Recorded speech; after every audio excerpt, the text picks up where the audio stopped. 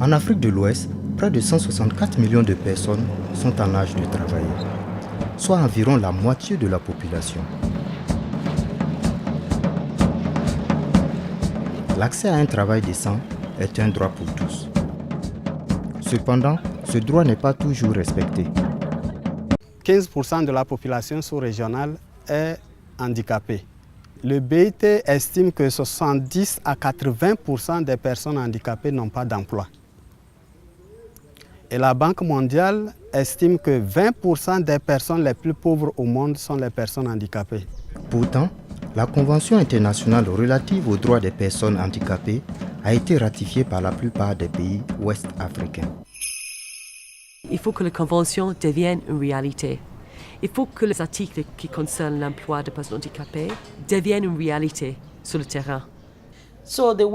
Donc, ces organisations peuvent intervenir en renforçant leur voix pour s'assurer que tous nous nous joignons à ces campagnes, pour que nos voix à tous soient entendues, afin que le gouvernement entende et que les personnes handicapées accèdent aux opportunités d'emploi.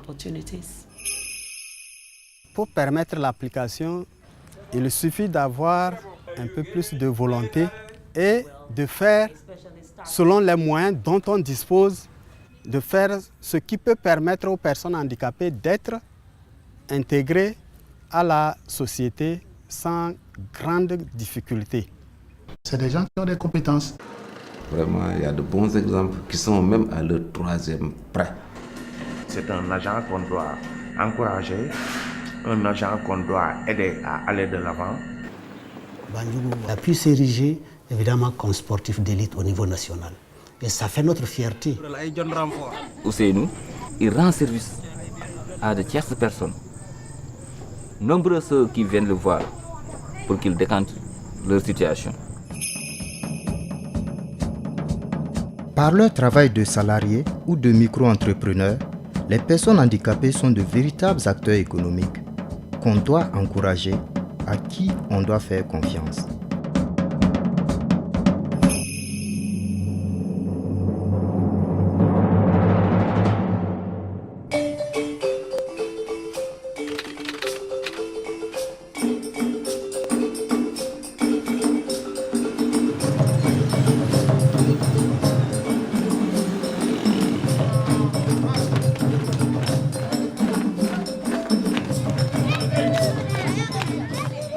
Au Mali, à Bamako, Bandjougou Sidibé est un moniteur sportif spécialisé, salarié de l'Amaldem.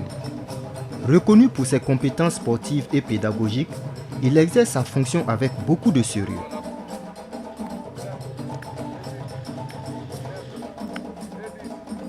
Voilà, changer de côté. Quand tu n'as pas de pédagogie, tu ne peux pas travailler avec les enfants. Il faut être comme eux. Quelqu'un qui est sensible et quelqu'un qui est, c'est-à-dire qui a la bonne foi, qui peut travailler avec ces gens-là.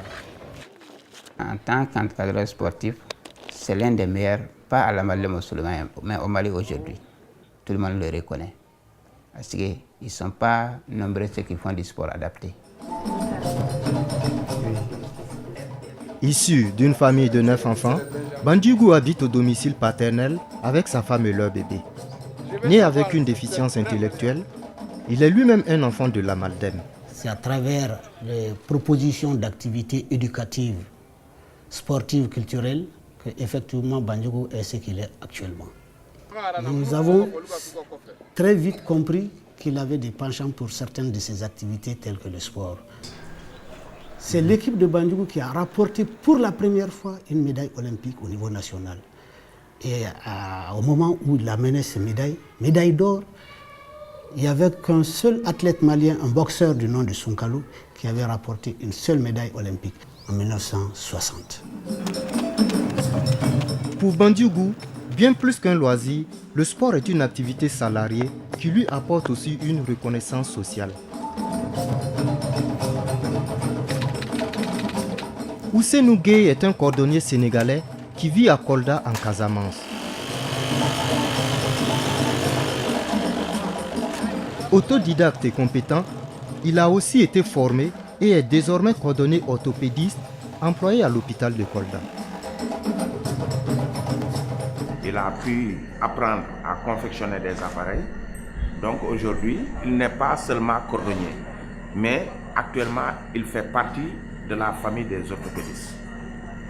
C'est un agent qui respecte son travail, qui connaît aussi l'utilité de son métier. Je ne vais pas faire ce que va faire mal des handicapés. Non, non, non.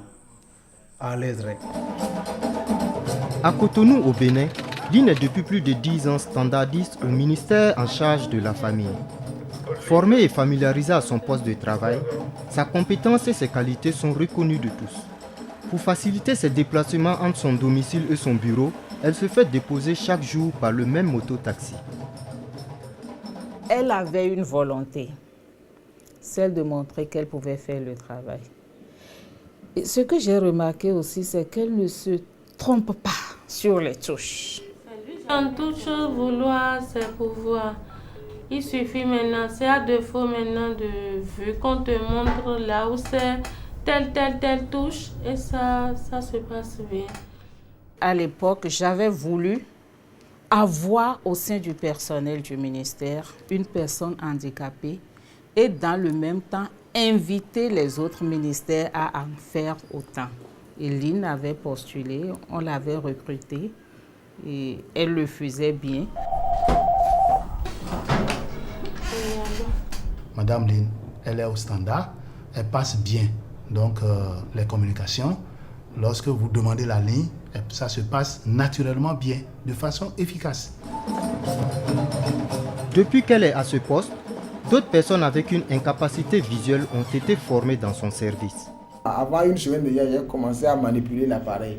Après mon stage, le destin m'a renvoyé encore vers Madame Lynn. Vous travaillez en tant que collègue.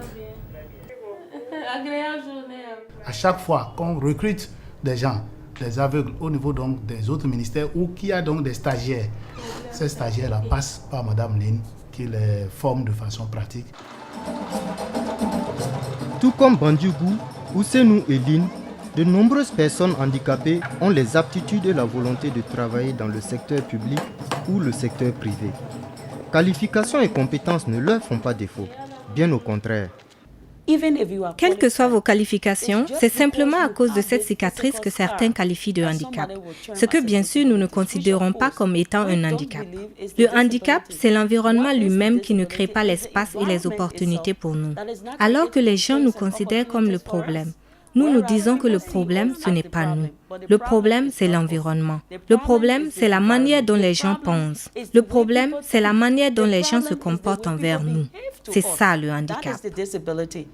Nous ne disons pas qu'il faut absolument les faire recruter, mais c'est des gens qui ont des compétences. S'ils ont des compétences et ils ont pu faire valoir ces compétences, comme ceux qui ont été recrutés jusque-là, c'est parce que sincèrement, ils ont travaillé qu'ils ont été recrutés. Ce serait une grave erreur que de penser que l'État peut recruter tout le monde, l'État peut régler les problèmes de toutes les couches vulnérables. Nous avons le secteur privé. Nous avons des associations qui font beaucoup.